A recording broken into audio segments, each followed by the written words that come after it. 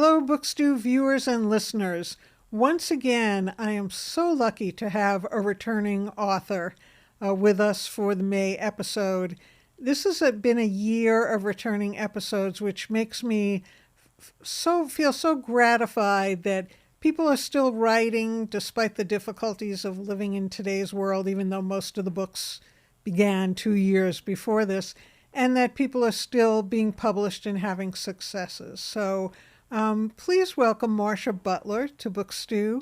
She's been with me. This is her fourth time, so that's a lot of books published. Her first book that we talked about was a memoir called The Skin Above My Knee.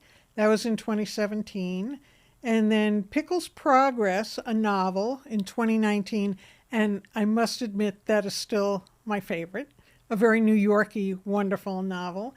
And then Oslo, Maine in 2021, which was in a completely different setting and really comedic and enjoyable. And now we've got Dear Virginia, Wait for Me, which is Marcia's new novel. Welcome, Marcia. Thank you, Eileen. Always a pleasure to be here, truly. So the main character in this book is not anyone named Virginia. It's a woman named Peppa Ryan who hears Virginia Woolf in her head. So why don't you tell us a little bit about Peppa and a little bit about how it ended up being Virginia Woolf who speaks directly to her into her thoughts.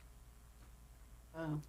Well, Peppa Ryan is a 20-year-old young woman of Irish extraction. Her parents are from Ireland. They live in a place called Breezy Point, I believe. Sandy It's Point. actually Sandy Point. Breezy Point is the real town. I didn't Right. use it, but I changed it to Sandy Point, right? Queens, which is a deeply Irish, area of Queens. There's a lot of contractors and cops and firefighters there, and very bonded and kind of a bungalow colony almost. She lives there, and she lives in a ramshackle house with her parents who run a mom and pop construction business. And she's been quite sheltered with them, only child. Um, but she wants to break out, and she manages to get a job with a prestigious investment firm on Wall Street. So Peppa is a very unique individual. She hears a voice in her head that speaks to her, and she believes truly that it is Virginia Woolf, British, upper crust, British accent and all. And so Virginia advises, comforts, cajoles, and warns in equal measure to Peppa throughout her day. And her Yeah. the voice always comes into her head. Well, not always opportune times, but always with just the best advice. She's not like a fawning Virginia Woolf, because Virginia Woolf would never fawn on anybody, but she's certainly like a helpful conscience kind of. So that's not a usual thing that you would find in a character in a novel, unless maybe they were severely mentally ill, which the book does touch on mental illness, but it's not focused around it. So who came first, Peppa or Virginia Woolf? Peppa came first. I mean, usually when I'm thinking of this book is unique to my other books because it's one person third person one person point of view. My others have been multiple characters, so I wanted to challenge myself with this. It's hard to do because everything is from the viewpoint, everything that is seen, heard, listened to is from that character.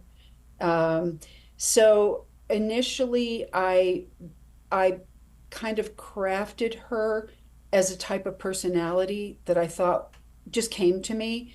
This very, very bright young woman who had multiple challenges in her life having to do with her family, and that she was sort of cloistered in that home, in a way. She didn't get out, she didn't have friends, that sort of thing. And originally, I wanted her to be, I thought specifically, I want her to love a certain author. I'm an author. I love certain authors. And it just came, why not Virginia Woolf? It was just, why not Virginia Woolf? Okay, it's Virginia Woolf. And initially the voice was voices. It was multiple voices. This is early first draft. They were not benevolent. Mhm. They acted like a Greek chorus, and they were highly unreliable. In other words, they would say something and then contradict themselves immediately in the next sentence. So they were kind of like a crazy Greek chorus that you knew they didn't have her best interests at heart in a way. And I developed that for a while, and then I just felt so sorry for Peppa I was going to that I say that that was so, Virginia is so benevolent and kind of gentle and witty, and the idea of multiple voices, that's more like a horror story than a than a regular novel. it was, and I spent like 2 months writing this prologue of just the voices, no harm, no foul. But I just felt sorry for her. I said, no, I'm not going to do this to this young woman, so I changed it. And that's really something that's different about this book too. Usually in my books, there are, good people who do bad things. Mm. And both of my Pickle and Oslo were like that, had some disturbed characters who, at their heart, they're good people, but they're acting out in a bad way. And in this book, there are no bad people. They're benevolent throughout. You know, Oh, well, there's uh, people who have challenges, but they don't actually mean to do harm, okay, that and would not or they're deliberately, but harm occurs, and of course, I'm thinking of her occurs. parents and not setting her up for the best life situation, not due to everything under their control. But I wanted to read one little sentence that you wrote that caught me so much because through the whole book, and there's a lot of spoilers in this book that I'm not going to tell readers about because I want them to discover them on their own. But Virginia's voice is prominent, and she speaks up I guess, when Peppa needs her to. But you had this one sentence, and it comes later in the book, and it says, on rare occasions, Virginia disappointed Peppa with optimism, which when it was perfectly placed, and when I read it, I just laughed because, most people don't think of Virginia Woolf as being an optimistic person. She did commit suicide, but I thought that was just beautifully placed.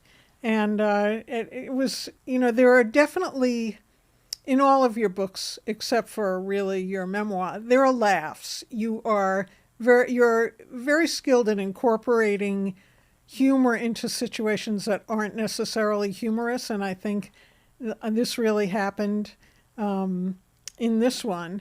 So I'm going to ask you to do a reading so that viewers and listeners can learn more about Peppa and her boss, Ivan, who becomes a very critical part of her life. She has never really had a job other than helping her father run the small construction company he owns.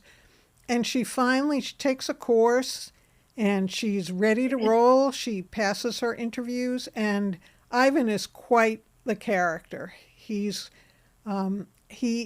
kind of a gift to philanthropists. Has made his fortune in a way that I'm going to save for the readers and listeners to find out about. So, would you mind reading that passage for us? Absolutely. Thanks. So this is in the first chapter, just to say, and it's on her first day of work. And she finally gets into the office with Yvonne. It's Yvonne, actually, Oops. although Ivan is fine too. And they have this exchange. Ooh, better put on my glasses. Whoa, better. He closed the laptop and smiled. She smiled back, but close-lipped, mindful not to expose the embarrassing gap between her front teeth. Welcome, Ms. Ryan. Very good to see you. Make yourself comfortable and we'll have a wee chat. There it was again. that British Isles thing. He gestured for her to sit in one of two club chairs opposite the sofa. So, he began, just to state the obvious, I was very pleased with your entire interview process. Intuition and cognition tests landed you in the top 0.5 percentile. Your writing sample read like the prose of early 20th century British novelists. What was that group called? The Bloomsbury group? Like Virginia Woolf. Yes, she blurted out. I mean, I do admire Woolf very much. He raised his left eyebrow and gave her a tight nod. Other skills, such as fluency with multiple software systems, are simply first rate. And your typing is faster than anyone we've ever tested. This is all to say that I feel fortunate you applied for the job. I've had a challenging time landing the right person. He paused here and leaned forward, looking as if about to say something she'd reminisce about for years to come, in the category of, I'll never forget what my first boss said on my very first day of work. It literally changed my life. Ms. Ryan, I believe you're the full package. An unfortunate choice of words. Peppa squirmed in her seat, aware of her waistband pressing into her stomach flesh. Of course, she knew his gaffe was unintended, but the praise about her skills caused a trickier sort of discomfort. It was true that she could perform tons of office business-like things with ease, and that she read voraciously. In short, she was SWIP smart. And how nicely gleaned all of that. The thing was, well, there were a bunch of things, such as the fact that Peppa has a photographic memory for anything written on the page. A careful once-over embedded a picture in her mind that she could then reconjure precisely. So she'd never needed to memorize or study. Peppa simply saw. Then the dexterity thing, which apparently had just won her Miss New York City Fastest Typist of November 2000. This trait first expressed itself in the enormous Lego kingdoms she'd assembled as a young girl. She could imagine complex buildings in her head, then construct them without a second of hesitation, all within the span of just an hour or two. And when that became a bore, she decided to assemble them by touch only and while blindfolded, which is how her fingers could do many things without relying on eyesight, like typing. So receiving praise for doing things that required almost no effort had always felt like cheating to Peppa. She would have much preferred to have a slim body, and she'd settle for a reasonably decent-looking face. Just as she was about to say thank you, another response occurred to Peppa. If she were truly as smart as people seem to think, or simply a realist, she'd leave immediately and ride the subway underwater to Brooklyn, and then the bus over the bridge back to Sandy Point. She'd run the many blocks to her house, shut the front door while preventing the latch from clicking so her mom wouldn't hear her, slip off her shoes and pad up the stairs, crawl into bed, cry really hard, swallow 2 of her mom's tranquilizer pills that she'd pilfer on occasion and hide behind Virginia's Orlando, which she'd been meaning to read for the longest time. Then, finally, sleep in an anesthesia blackout. Eventually, she'd wake to her parents arguing outside her door about the fact that she'd been asleep for over 24 hours. Only then would she listen to the voicemail her boss would surely have left, asking why she'd walked out, if there was anything he'd done wrong, and would she consider returning? Because, he'd say, everything would be okay. But nothing at all had ever been okay. And now a tear was about to fall from Peppa's left lower eyelash, and she'd very much hoped her boss wouldn't notice. Regardless of whatever else is on one's mind, a courteous response is usually the wisest course of action, Virginia Woolf said. At Virginia's prompt, Peppa managed to squawk out, "Thank you, Mr. Sherbo." "I see I've embarrassed you. Forgive me." He smiled broadly and Peppa was heartened to see that his teeth were discolored and kind of crooked. At least they had imperfect teeth in common, and she felt slightly less awful. Well, maybe a little. I'm just super nervous. I can understand that, but I simply wanted to bring your talents out into the open, so to speak. Everyone works to their best capacity when their value is acknowledged. No one had ever referred to her as having value before. I guess, Peppa said. Well, that's usually the way it works, don't you think? Before she could answer, Peppa's stomach released an extended and very loud howl. Her hand floated to her mouth to suppress a giggle. He broke into laughter and pointed to the stockpile on the credenza. Want some kibbles and bits? He asked, pointing to the human meow mix. I could do with some, she answered. Help yourself and grab a water for me while you're at it. Emboldened, she fetched multiple bags and water bottles from the credenza, then divided the spoils between them on the coffee table. They spent a few minutes palming nuts into their mouths and chugging water straight from the bottle. When they finished, he brushed his hands free of salt, adjusted his cuffs, and pinched his bow tie. Then, planting an elbow on the arm of the sofa, he propped a closed fist under his chin and peered at her. Lord, now what? More compliments she hadn't earned? More likely, he just realized that she was the wrong package and was about to give her the sack, and well deserved, because what was she even doing? Her boss had eaten one package of nuts and was still sipping his first water bottle. She, on the other hand, had gobbled sack after sack of peanuts, candied raisins, and miniature fig Newtons while slugging back two waters. And she just finished wiping her mouth with the back of her hand. What a feral beast she was! But he said nothing, and just placed some papers on top of the empty foil wrappers scattered across the coffee table. Probably a termination document. Now he folded his arms across his chest. Here we go, Peppa thought. I am toast. Because really, she was nothing more than an average Queen's girl with the manners of a starved mongrel. These are your aptitude tests. You can look at them if you want. But I'm curious about something. They show a strong intuition for business practices. But you didn't list any job experience. In fact, you almost didn't make the resume cut because of that. Luckily, somebody in HR noticed you'd graduated from that administrative assistant program with exceptionally high marks and dragged you back into the potentials list. To be honest, I was so pleased when we met at your interview, it slipped my mind to ask. But you must have had at least some work experience. That's it. So welcome to Peppa and welcome Yeah. to Yvonne. So it turns out that Peppa and Yvonne really have a lot in common, are almost kind of soulmates in a way. He also had a difficult childhood was he in Belarus? Did I get that right?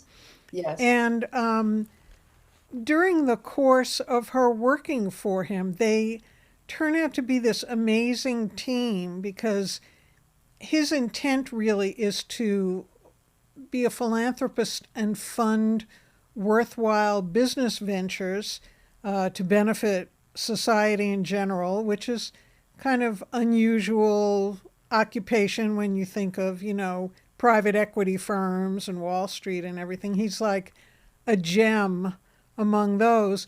But then I always remember that the book takes place or starts out in the year 2000, which is, not the usual time frame we're thinking of. It's way before COVID. But it's 25 years ago, which is kind of an interesting time to set the novel in. Was this your COVID novel? Because I did notice that there was you were like every 2 or 3 years and then there was more of a break. Was it lack of inspiration, COVID, combination? A break between novels? Yeah, between Interesting. Yeah, Maine and this one. right. I usually start my next book while the one that is current is being, published essentially. Because if I don't write, I don't know what I'm supposed to be doing all day, basically. I And also, Oslo was published during during COVID. Actually, yes. So when I think about it, it's a good question because there is a year longer, a year and a half longer than I was pumping them out before. Um, I had also moved to New Mexico from New York City. And I think the change, I lived in New York City for 46 years. And so it was a huge change. And I literally moved here 1 week before the country shut down completely. So I moved to Santa Fe. And then Santa Fe was like, it's a small city, really small city. And there was literally nothing going on. And I settled down to write, but I think I was adjusting to the new environment and the sort of the trauma of, just not being able to proceed with life.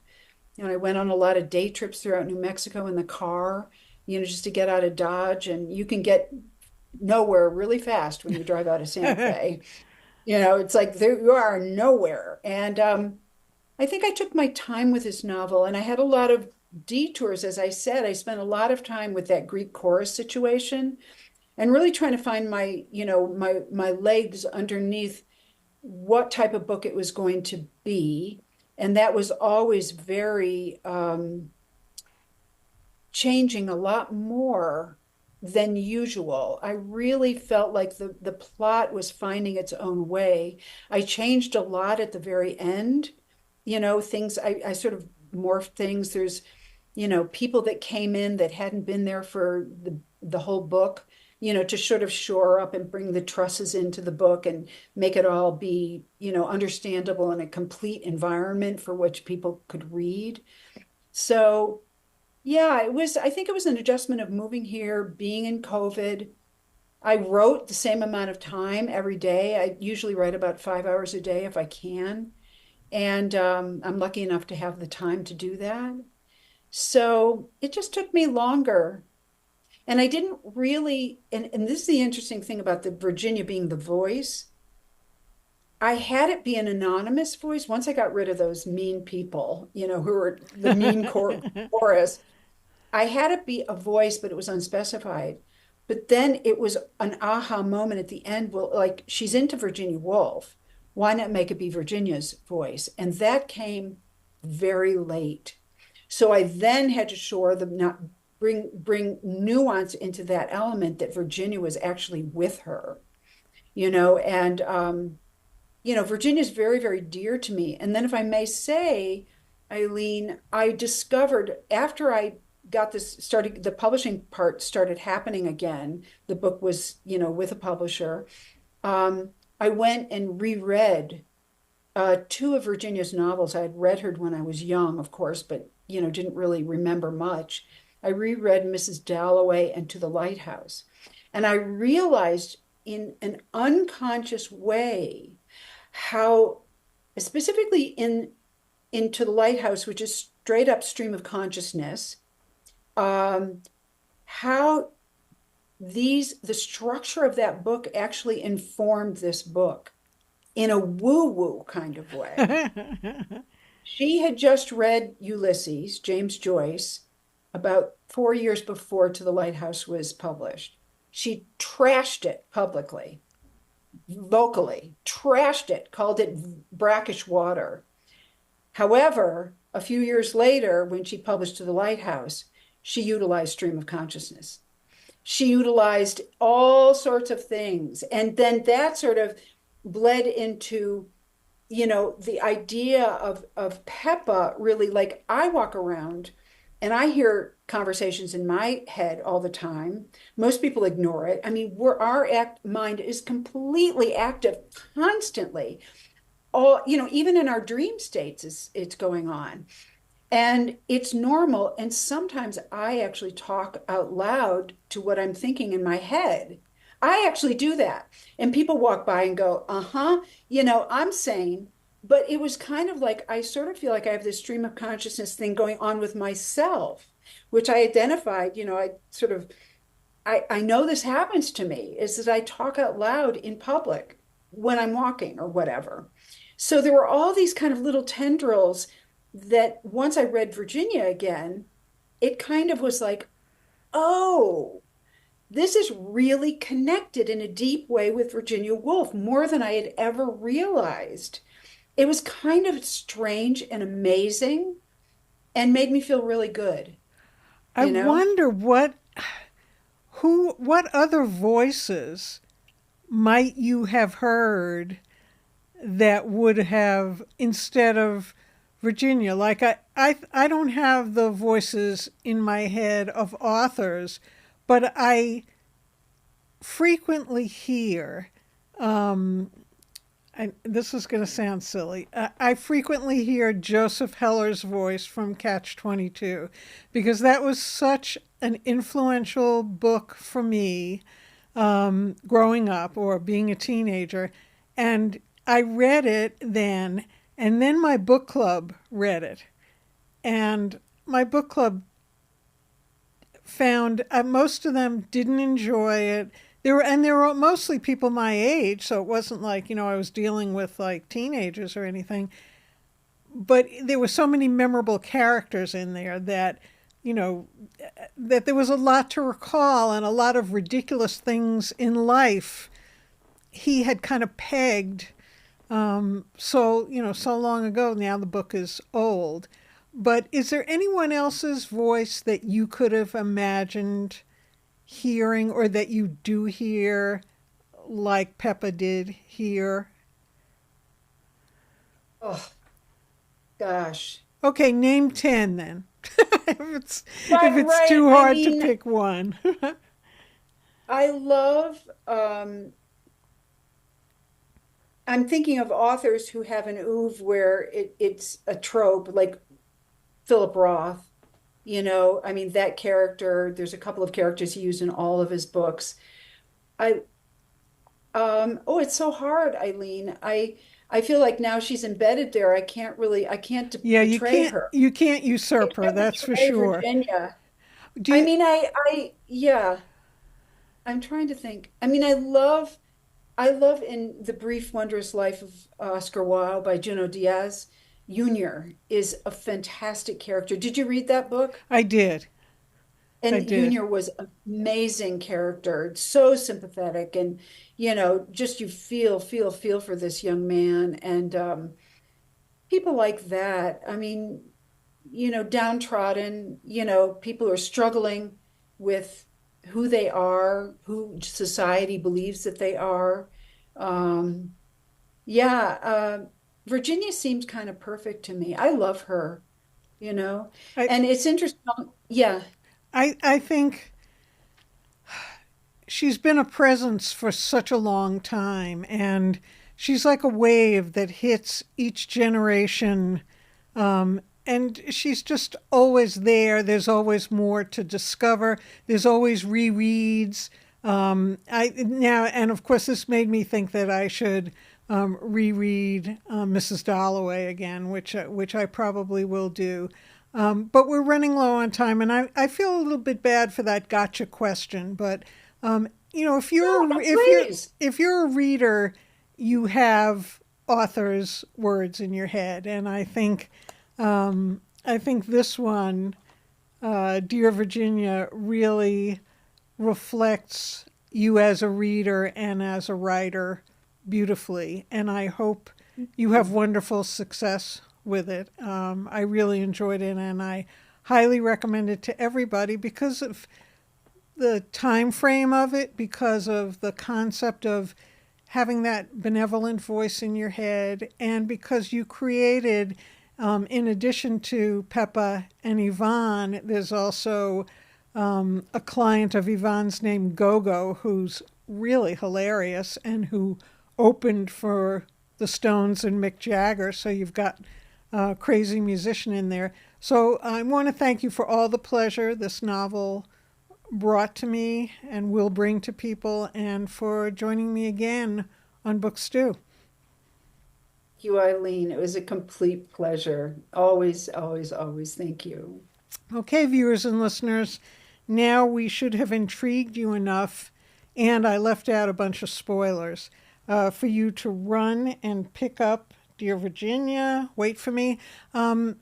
Marcia, is the book out now, or can people get it now or pre-order? Well, it's up for pre-order everywhere, and of course, your local bookstore can order it for you. But the pub date is May 6th. Okay, so we've got, by the time this airs, it'll be a week. So I hope everyone does grab it, and thanks again for joining me on Book Stew. Pleasure.